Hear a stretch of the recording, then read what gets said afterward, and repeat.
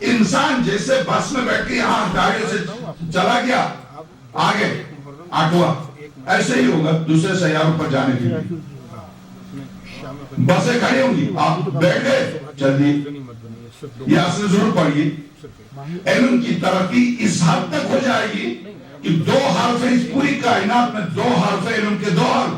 حضرت جب تشریف لائیں گے تو یہ ایک دم سے 28 ہو جائے گا. جہاں 2 حرف مریخ تک جانے کی کوشش کرے وہ ایک دم سے 28 ہو جائے تو کائنات سمٹ گئی ہے، اس سے زیادہ سمٹ جائے گی. کس طرح سے میرے امام پنجم فرماتے ہیں، آیت اللہ ناصر مکاری شیرازی کی کتاب انقلاب مہدی اس کا آخری حصہ، آخر امام زمانہ روح الفضا حکومت کیسے کر فرماتے، وہ روایت امام پنجم نے فرمایا کہ حضرت حجت کی حکومت میں ڈاکیہ نہیں ہوگا. تو راوی نے کہا مولا یہ تو سلیمان ابن داؤد سے پہلے سے چلا ہے. سلیمان ابن داؤد سلام اللہ علیہ نبی نوالی خطوط کے ذریعے ڈاکیہ خط و کتابت کرتے تھے. کچھ انبیاء حضرت داؤد جو تھے وہ کبوتر کے ذریعے خط و کتابت کرتے تھے. خط و کتابت کے سلسلہ شروع سے چلا، تو یہ ڈاکیہ کیوں نہیں ہوگا؟ حضرت نے فرمایا اس کی ضرورت نہیں رہے گی، اس لیے کہ مشرق میں رہنے والا مغرب میں رہنے والے کو اپنے ہاتھ میں دیکھے گا. یہ حضرت کا جملہ ہے، حضرت کا جملہ. مشرق میں رہنے والا مغرب میں رہنے والے کو اس کی پوری صورت کے ساتھ اس کے وجود کے ساتھ اپنے ہاتھ میں دیکھے گا. پھر اس کے بعد جو امام پنجم نے جو ای میل کی جو تفسیر کی، ای میل کی، آپ واقعی ان کتابوں کے پڑھنے سے اس قدر قریب ہو جائیں گے ائمہ کے کہ میرے ائمہ یعنی مجھے دیکھ رہے. اسی لیے تو مولا کائنات فرماتے تھے کہ میری کتاب میں قیامت تک آنے والے میرے شیعوں کے نسلوں کے نام موجود ہیں، نام موجود ہیں.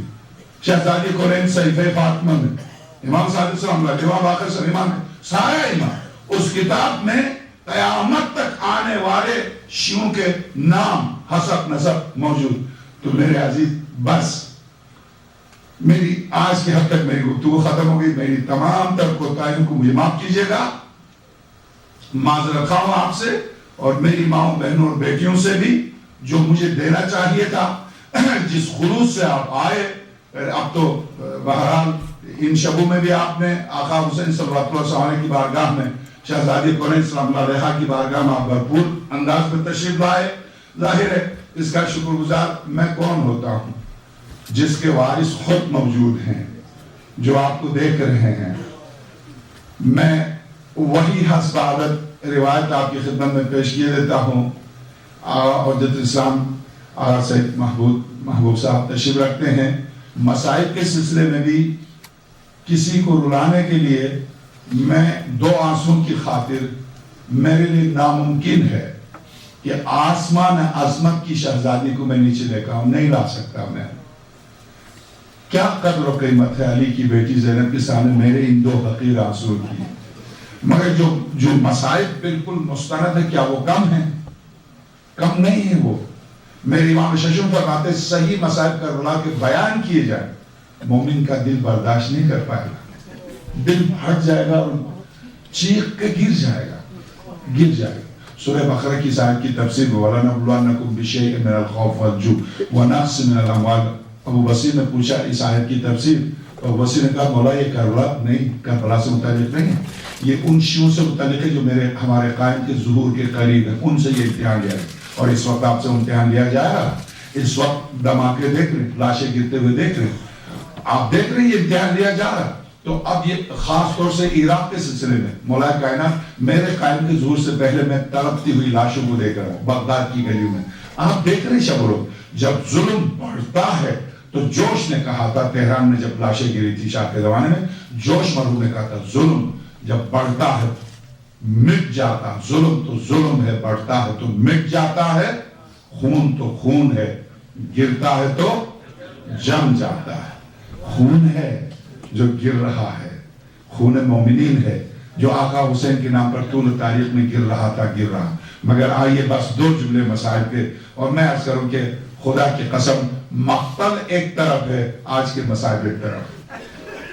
یقیناً آپ جانتے ہیں مقتل اہل بیت کی ایک بنیاد ہے، اساس ہے. معصوم عصمت سے متعلق جیسے ان کی زندگی سے متعلق ہمارے پاس احکام ہیں، اسی طرح سے ان کی وفات و شہادت سے متعلق، ان کی حیات طیبہ سے متعلق، ایک ایک لمحے سے متعلق ہمارے پاس احکام، اسی طرح سے ان کی شہادت کے بعد بھی، ان کی شہادت کے بعد جیسے معصوم کی اگر وفات واقع، نماز جنازہ معصوم کی صرف معصوم پڑھاتا ہے، معصوم کو غسل صرف معصوم دیتا ہے، معصوم کو کفن صرف معصوم دیتا ہے، معصوم کو قبر میں صرف معصوم اتارتا ہے۔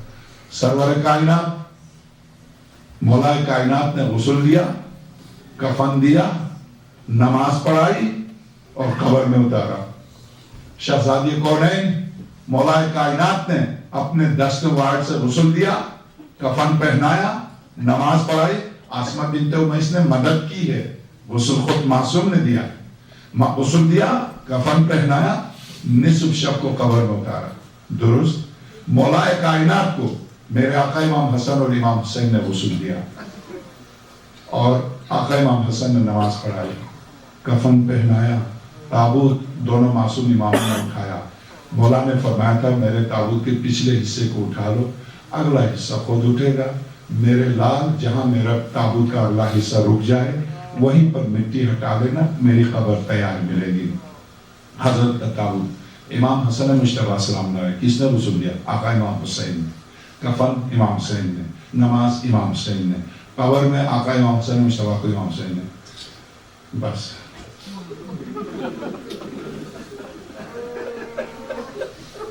زہرا کے لال کائنات میں کوئی ایسا مسافر بیٹا، کوئی ایسا غریب نہیں تھا۔ تمام شہداء کے ہر شہید کی ماں کی طرف سے یزید کی فوج میں قبیلے کا کوئی نہ کوئی آدمی تھا، جس کی وجہ سے ہر شہید کے قبیلے والوں نے آ کر ہر شہید کو دفنایا۔